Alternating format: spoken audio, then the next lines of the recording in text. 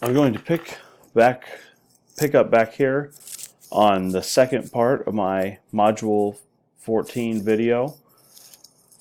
I believe I was cut off right at when I was talking about some unresolved issues. I'll just start over on point number 2. First of all, second of all, on the unresolved issue with parental influence in the classroom, I want to know, is this an ongoing issue in my district? Do parents get together, in groups and complain about a teacher and have had success in getting that teacher to change the way that they teach? Not that they're doing a bad job in the classroom, but just that it's not conducive to giving their son or daughter the grade that they think they deserve as parents. And I know all parents want their children to be successful, but there's a way to go about that. So that parental influence in the classroom, that's an unresolved issue that I think needs to be discussed. And second of all, as I mentioned in my previous video, I do want to encourage positive dialogue. There's an opportunity here for students, for parents, for teachers, for administration to all have dialogue that is productive. It's not trying to undermine the authority of anyone. It's not trying to put the wants of the student ahead of the need of the teacher to be fair and rigorous.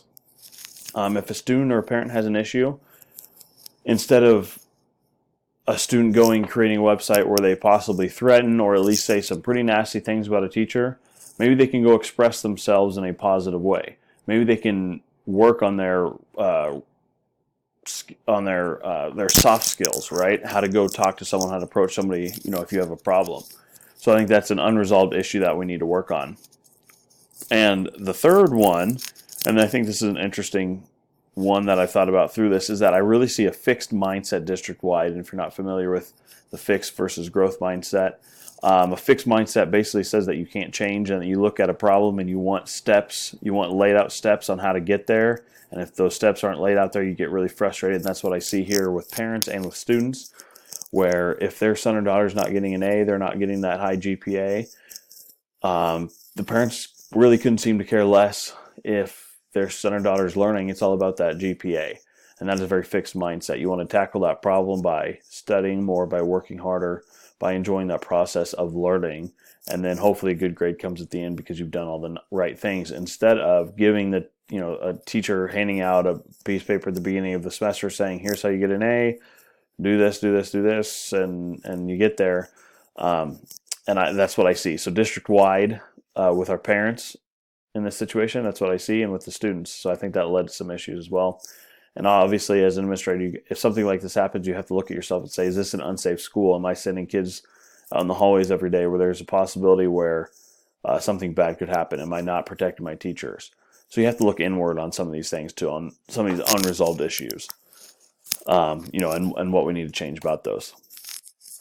How there was integrity showcased in this, in the judgment here of the discipline.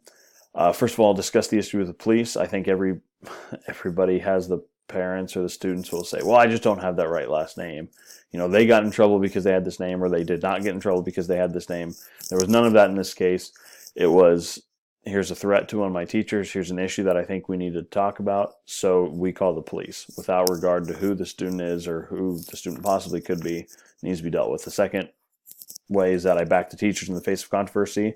Just in my experience, I know that it's easier for the administrator. If a parent comes in and complains, especially if one that comes in and complains loud enough, times it's easier to tell your teacher, hey, just don't do this or do this, just to make this parent happy. I don't like that because I don't think, it undermines the authority of the teacher in the classroom. It's one thing if they're doing something wrong, if it's doing something that just, a parent doesn't see that the benefit of it. It's not necessarily, it shouldn't be on the teacher to change. And we need the administrator support on that. And the third one, and this is my opinion, I gave a punishment that required William to write a letter detailing how it was his fault, how he took responsibility for it, how he was going to change. And I think that's an integrity-based action. And I think providing that example to William or whoever the tech people say it was that committed this or made this Facebook page, I think that shows them what an integrity-based move looks like. How I showcase fairness. First of all, the punishment was fair for the action of the student. I don't think it overly punished a teenager. Now, if the police found that there was, again, malicious intent with this or a plan of action, that falls in their hands, and this kind of goes out the window. But I'm assuming, and again, I'm open for disagreement on this, but I'm assuming in this case, just because we get more discussion out of here, and I'll talk about that in a second, that it would not rise to the level where the police would have to be involved. So I didn't want to overly punish a teenager for something that would have lifelong consequences. I thought this was a fair punishment. I didn't want to take a 16-year-old's mistake where they're heated, they're mad, they write something they definitely should not have. I don't know if we need to turn that into something that goes on their record that they have to discuss for, when they're getting into colleges and things like that.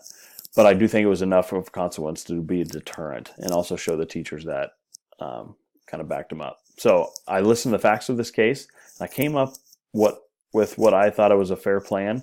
So I'm going to remind everybody listening, and I remind the parents or students or teachers who are upset about this, is that fair is what is appropriate for someone to be successful. It's not always an equal outcome. So I'm sure the parents out of this would say, well, yeah, but we want Miss Tate to change. Well, I don't see any reason for her to do that at this time. So I'm fair because I listen to everybody's opinion. Not everybody's going to like the judgment that we kind of hand down here. But I was fair in that, I gave them ear to listen to and complain and weighed the options, and that's what we came out with. And third, we talked to friends and made sure that everyone who was involved was punished according to their involvement. I don't want someone who's innocent getting punished, but at the same time, I don't want one of William, if we're saying it's William here, I don't want one of William's friends getting off the hook and thinking just because William's going to take the fall from them that they're not going to have any consequences. I don't want that at all. So I want to make sure that everyone involved gets the necessary punishment, according to their involvement. And finally, on the ethics side, I took partial responsibility for not properly preparing students. I think we can lay it at the hands, or at the feet rather, of whoever we find guilty. If that's William or another student, it is, we expect higher things of them, but did we give them all the tools to be successful? Do they have digital leadership courses at this school? Do we show them what properly to do online? This is what you do. This is how you behave. This is how you, promote yourself and your brand, and how do you be a digital leader? Have we shown them that, or are we kind of just saying, hey, don't do these things, but not really teaching them? So it's. I'm not saying it would be any of the teachers, the administrators' fault, but I think we could help them in other situations like this if we properly prepared them. And with ethically, I feel good with my decision because without cause or a definitive danger, this could change if that was proven. But I didn't want to condemn a 16-year-old. As I said, I wanted to give students a second chance, and especially a life-changing situation like this. And third, modeled a no tolerance for inappropriate use of the computer. Just in my experience, computers mean a lot to kids, even though, some things are blocked and whatnot. They still find ways around them. They still like to play games on them. And it still means a lot to them. So punishment for the rest of the semester or the year where a student will do only homework on their computer, I think that's a pretty swift punishment for them. And a few quick notes on this as I finish up here. I did not intend to be flippant if it was a genuine threat. If it was a threat, it needs to be dealt with. The police need to be there, and some serious measures need to be taken. So first of all, I want to give the students the benefit of the doubt that they'll change, that they were angry and they made a mistake. Second of all, it gave us less options for discussion, that we could handle it internally as a district rather than the police handling it, whether he's on probation or even gets taken from us. So that's kind of why I went with it. It was a serious matter, but it's not a real threat. And I also did not mean to say that Miss Tate could not possibly be at fault for the classroom problems that she's having. So I looked at what I thought the evidence said, and I went with that she's a rigorous teacher, she's a tough teacher, but she's a good teacher. And that's the way I took the evidence. That could be argued, and that's fine, I understand that.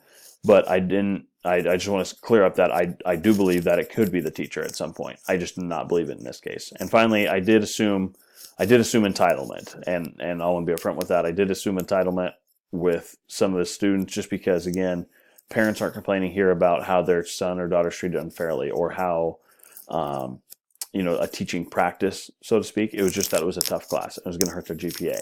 That sounds like entitlement to me. And that just was with the evidence, and I could be convinced otherwise as well. But I just want to lay these out here. There's a few quick notes about this, just to clear things up. So anyway, hope you enjoyed this. Hope you got something from it. I've got something from everybody else as well, and I look forward to hearing the rest of them. Thanks, guys.